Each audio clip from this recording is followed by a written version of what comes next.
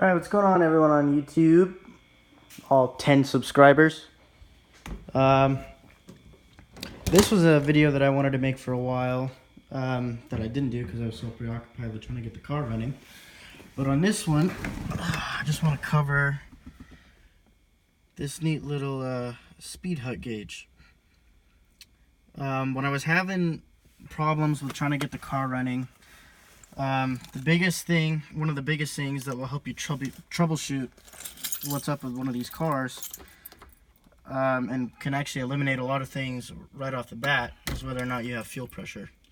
So I went ahead and this was about 80 bucks. I think it was on sale at the time.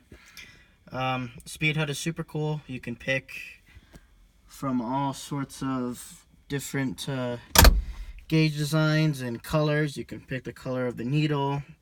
They're all LED backlit, so you can pick the color of the lighting too. See if I can kind of use the phone to get the shadow on. Yeah, there you go. So I went with blue, and the dial is actually red. It kind of pops up orange, and when you're doing it online it looks orange, but it says that it's red. I went with that because that was the closest thing that I could get to match the 24S gauges in here with the rest of the blue lighting. I went for that lighter kind of the cyan blue, so it's a little bit off, but not really enough to bother me. I'll turn that back on. Actually, I had the logo was a bit of a pain in the butt to kind of squeeze in there and get to print properly, but the team was real great at working with me to try to get a print that would look nice and clean, and eventually we figured it out.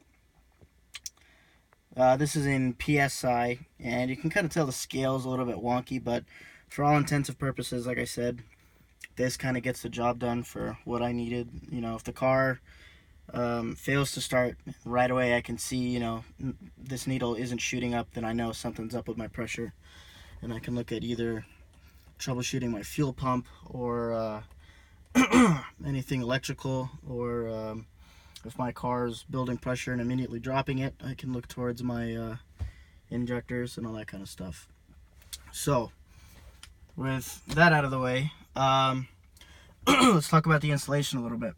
I could not find a single video where someone installed a gauge like this on specifically a 944. I mean, there's a lot of stuff that people do with like Chevelles and all that kind of thing, but you don't really see anybody doing installs on, or you know, on a classic Porsche. Yeah, I couldn't even find anything on like 911s. It's probably because people don't like molesting their cars. But I want to talk you through the way that I installed this. The way that I did it is basically, you know, if I ever change my mind, or if I want to go back and just put the clock back in or whatever, I can totally do that. Instead of soldering, let's see if I have any in here. I basically just use those quick connects that have the heat shrink around them. Let's see if I can get that in a view. There we go. So I just spliced all the wires and crimped these on there, and I crimped them to the wires that are hooked up that I needed to connect to the car. That way, if I ever change my mind, I can always just easily take this panel out, unscrew it, disconnect everything. Nothing needs to be cut or spliced back there. Honestly, I think that's the best solution for doing an install if you're going with aftermarket stuff on cars like these, because you never know. Doing stuff like that can either increase your value, you know, some people can really like the idea of it, or, you know, with Porsche guys, it's blasphemy. It gets its powered. I went with keyed ignition. I didn't want this thing to get power all the time. So the main power for the gauge is wired to the radio, the wiring for the radio that I've got there. So you can see that it recalibrates every time the key goes in the ignition. Turn the ignition on and everything's got power. And I'll start the car real quick. And you can see there's my fuel pressure. And now it'll stay there essentially until either, you know, even if the pressure drops, it won't read. So the gauge is essentially off. It's kind of like pressure memory. So think of that as like your almost like a max memory feature, to where you can see if you shut the car off what the last known pressure was, and if you know You wait a few hours, you can come back and just put the key in the ignition, the gauge will zero out, and then immediately indicate the current pressure. So that's how the main power is set up. That's how the gauge works. As far as the lighting goes, like I said, I use more of those quick connectors, and then instead of cutting and splicing everything, I just tapped into the lighting socket for the clock, the bulb that was supposed to go for the clock. I used that and just connected it up that way. Speedhut's instructions are pretty clear. They show you, what wires need to go together and what they need to be connected to. So that's how I get the lights to work with my headlight switch.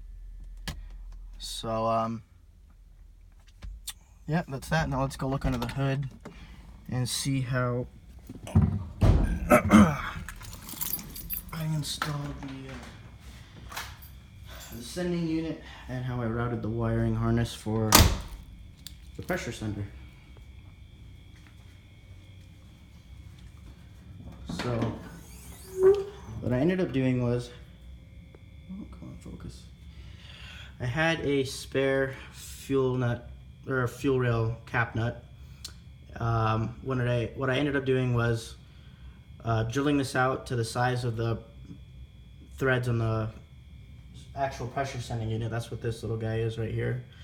And then I just tapped it out and threaded this in. I haven't had any leaks, no problems with leaks or anything like that. No gas dumping out or anything like that. And I didn't even, I don't even think I have the little ball in there either. So, I mean, you can say what you will about that, but as far as I'm concerned, I haven't had any leaks at all. As far as the wiring goes, I didn't want that little, there's a little cover that covers the cap nut right here. I didn't really care about that too much, so I just kind of bent that back and pulled that off because it's just plastic.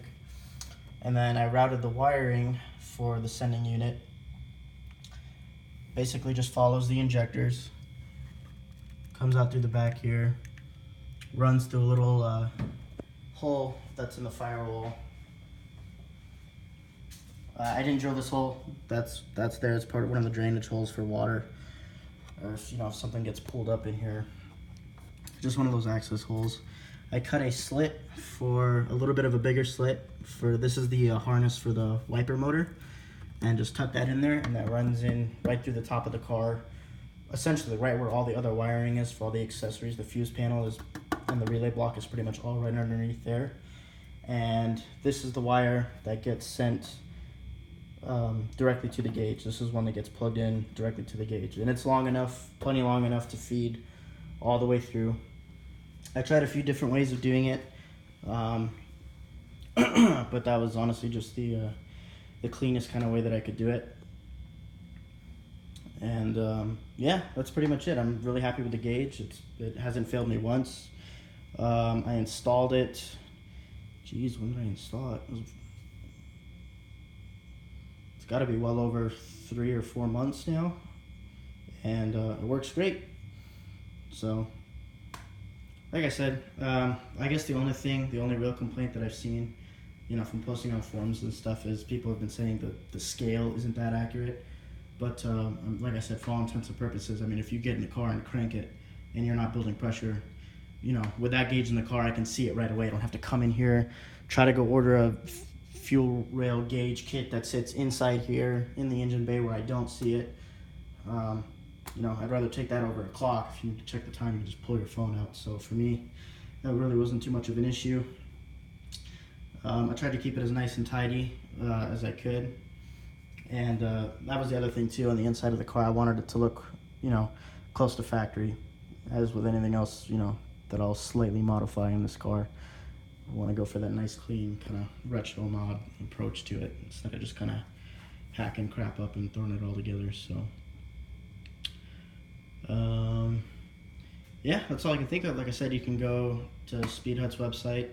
I wish I was sponsored by them, because then I could get free stuff, but I'm not. So they didn't pay me for this video, nothing like that. So try to give as clean and honest review as I can. The install was a little bit of a pain in the butt, but that's not really the gauge's fault. It's just kind of messing with the wiring, and especially in a car like this, it's 30-something years old. Wiring is always going to be kind of a pain in the butt, but once you get it sorted out, it's pretty straightforward. So yeah, there you go. There's that. That's the story behind that fuel pressure gauge. And actually, real quick before I go, it actually has already come in handy, because when I was troubleshooting the DMEs right there towards the tail end, we were getting an issue where the pump would just shut off and the car would stop building pressure. So the car would die and then it would crank and it just wouldn't build pressure. And I saw that right away inside the car. I knew something was up, and I was able to troubleshoot back from there and diagnose that the fuel pump was okay and that the injectors were good and they weren't dripping or losing pressure. It wasn't anything like that, which was one of the other things that helped lead me into the DME. So I can't imagine how much time that saved. But yeah, unfortunately, the only thing I can recommend is there's no AN fittings. I was trying to go with an AN fit on here. I couldn't find anything that was that size. These caps you can literally get from your local dealer. They're $5 a piece. I think I've got my extra ones somewhere. Yeah, here we go. This is the brand new shiny one. I ended up using the old one. But you just take a drill bit. I can't remember the size of the thread on that because it's been so long since I put it in, but just do your best to drill a hole out in the center and then tap it to the right thread. The one thing you want to be careful of is if you use thread locker on this, try to keep the bottom end of the threads clean of any thread lock or any insulating tape, because this sending unit actually needs to ground. This uses the fuel rail to ground the signal for the gauge. So if you completely block off all the threads, you won't get a pressure reading. So, but other than that, yeah, thanks for watching. Like, subscribe, and let me know what other content you want to see on this car. I'm hoping to get out for a drive pretty soon and just kind of have some fun with my baby. So, alrighty, thanks for watching.